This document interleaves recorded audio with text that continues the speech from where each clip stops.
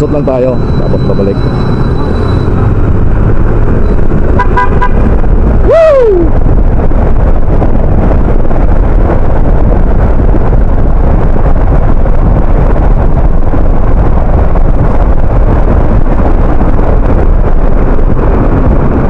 Alright!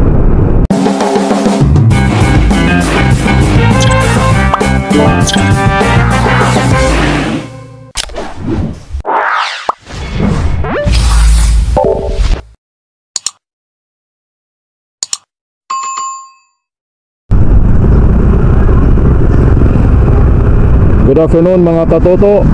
Today is March 13, araw ng Linggo. So katatapos lang natin na mag-church. Time check is now 1:25 in the afternoon. At sa oras na ito, tayo po ay magkaroon ng biyahe. Just a short ride galing dito sa bahay. At papunta lang tayo ng Naik, Maragondon hanggang Ternate. So iikot lang tayo. At ang rides na ito ay i-celebrate ko lang yung isang taon ni Maxine. So 1 year na po ngayon ang aking motor na si Maxine. Nasa Tansa na tayo. So ito yung SM Tansa. Almost done na ito. At excited na po siguro yung karamihan na ito ay magbukas. So napaka-colorful ang kanyang design sa labas. Welcome to Naik!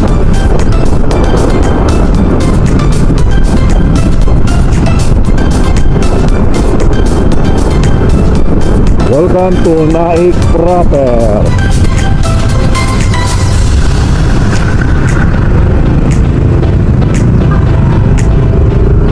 So ang simbolo dito sa Naik, pag nakita mo itong dalawang kalabaw, dalawang ulo, nasa Naik ka na. Ayan o. Isang kalabaw, dalawang ulo. Dito lang yan sa Naik. Welcome to Maragondon.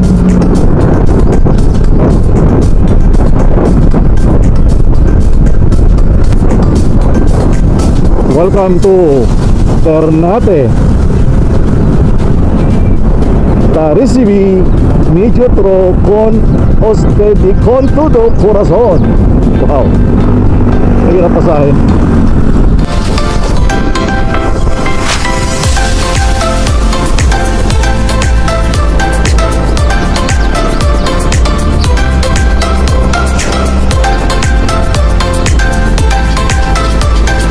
Nasa Ternate na tayo.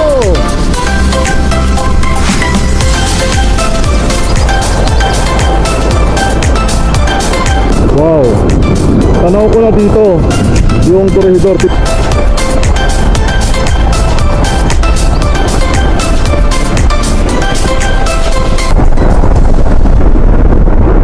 Entrance ng Puerto Azul. Diretso tayo hanggang Pega.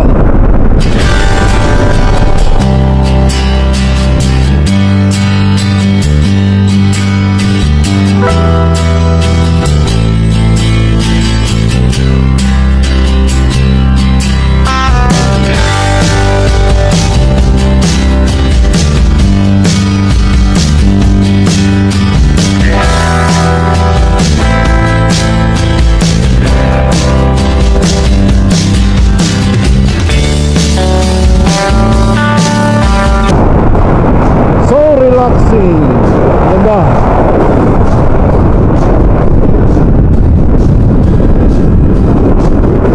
Wow, ang daming mga unggoy dito. Yun. Ayan, nakita nyo, ang daming mga unggoy oh. Ayan, dami. Nakakatawa.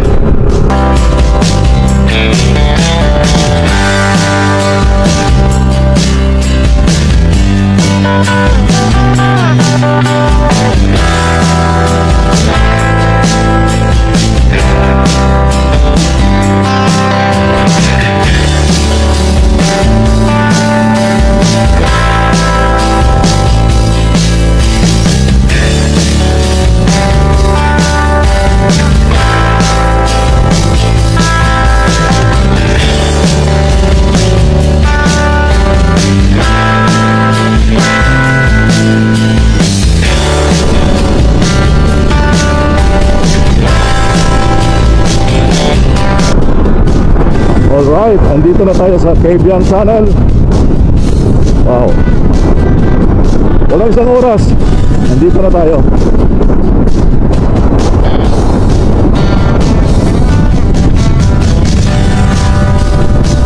Ayan. Wow, Kabiang Tunnel. Lusot lang tayo dito, tapos babalik din tayo. Lusot lang tayo, tapos babalik. Woo!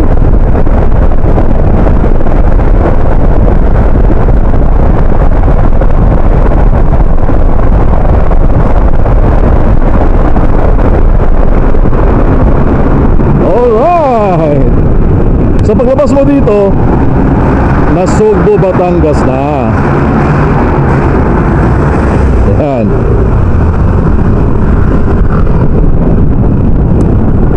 Alright. Wow.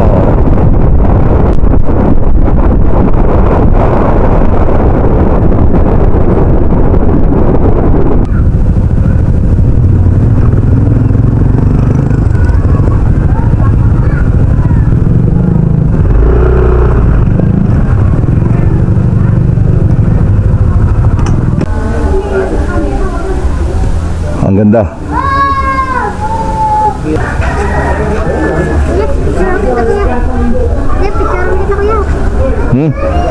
Oh, sige. Bigyan ka ng pera. Tiga ha, tiga. Nagbibilang yan ha. Ha? Nakaharap. Hindi, ganyan mo. Tiga ha. Ah, sige. Anong pangalan mo? Rian. Rian, ilang taon ka? 9. 9. So, pag nandito ka, may picture ka? Opo. Tapos, binibigyan ka ng pera. Magkano naipon mo? Huwag po yung bigyan. Ha? Bakit hindi ko siya bigyan? Ha? Bakit hindi ko siya bigyan? Ano to? Ha? Ay, masama yun. Huwag manuntok, huwag mangaway. Masama yung mangaway. Ay! Namamasura ako. Ako bata. Nagtitinda ako ng balot, namamasura ako. Oh, sige, dyan ka. Para sama kita sa vlog ko. Ano ang pangalan mo? Lolo Lobro. Ha? Lolo Lobro. Ikaw? Rian din sa Rubio. Bigyan kita ng pera, oh. Ha? Magpakabait kayo, ha? Oh.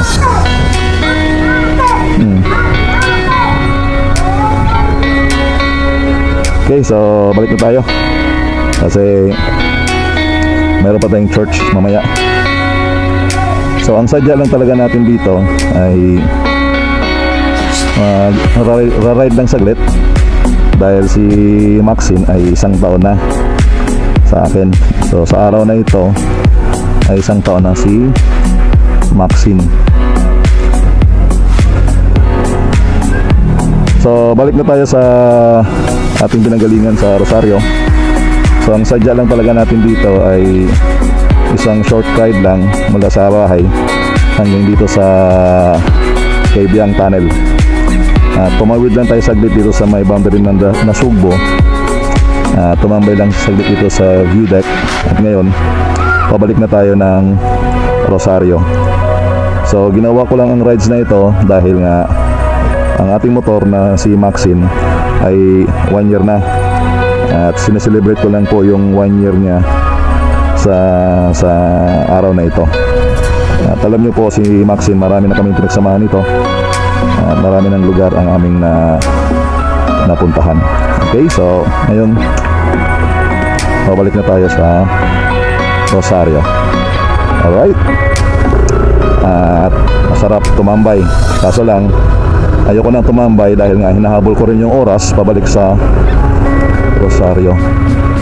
Kasi ang church will start at 5 o'clock. Mayroon kaming doctrinal class 5 o'clock at kailangan makabalik tayo. So time check is now 2:27 in the afternoon. So kanina umalis ako sa bahay around almost 1:30, and then nakarating tayo dito mga less than an hour. So hoping that makarating tayo sa ating pauwian ng mga 3:30. Alright, o di kaya 3:45. I think that's enough. So pagbalik natin, chill ride na lang tayo. at enjoy na lang natin yung ating dadaanan. Alright?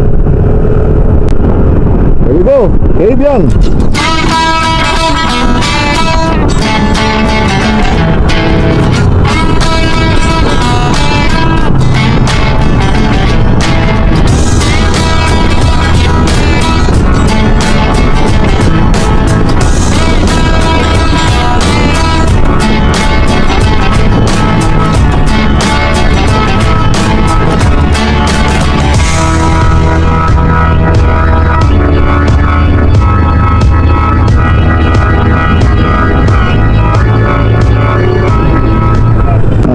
Shout out pala kay Pastor Fernan ngayon nasa Canada at kasama niya si Ate Beth. Pastor Fernan, Ate Beth, ingat kayo sa Canada and see you next month para sa ating anniversary.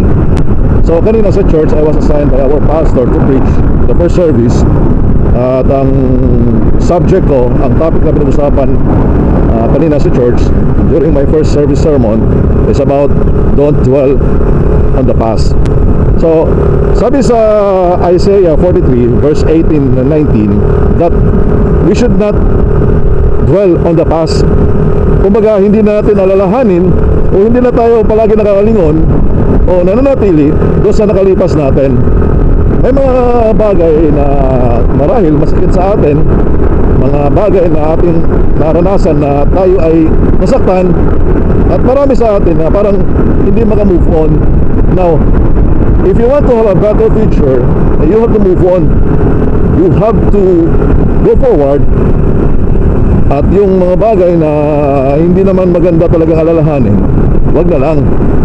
Pwede nyo itong gawing lesson na lang, gawing lesson na sa ganun, mas mapapaganda pa ang iyong future. So this morning, I give 3 things or 3 lessons on how to dwell not from the past. So paano ba natin mapapabuti ang ating buhay despite of the worst experiences that we had, or let's say mga bagay na ating naranasan na kung saan talagang feeling natin tayo ay bagsak na bagsak. So I'll give 3 this morning and I just like to share it to you this time. Number 1, remember that you are the author of your own story. So lalahanin mo na ikaw mismo ang gumawa ng sarili mong kwento. Kumbaga, sa buhay mo, mas piliin mo dapat ang kwento na kung saan ang ending maganda. So kung ano mo yung mga karanasan mo na pangit, huwag mo na lalahanin yun. Mas piliin mo mga bagay na mas masaya, because dwelling on the past is parang sinasabi natin, you are reading the same chapter ang binabasa mo and expecting different ending. Ay hindi pwede mangyari yun kasi different na, I mean the same chapter ang binabasa mo tapos nag-expect ka ng different ending. So dapat kung ano yung mga bagay na masama o di sa hindi maganda, kalimutan mo na, move on ka na. Pangalawang bagay na ating i-consider, that we have to remember that mistakes can be corrected. So mayroon tayong mga pagkakamali sa buhay. We're just only human being. Nagkakamali talaga tayo. So tandaan natin, ang buhay natin ay meron tayong mga mali na magagawa. So don't dwell on those mistakes. Kung magkamali ka man, edi correct mo, magbago ka. Because, you know, we can learn from the worst mistakes that we had in our life. So mga bagay na nagawa mong mali, natuto ka doon, move on, and make sure na yung mga mali na yan ay huwag mo nang gawin. Pangatlo, remember that life is too short.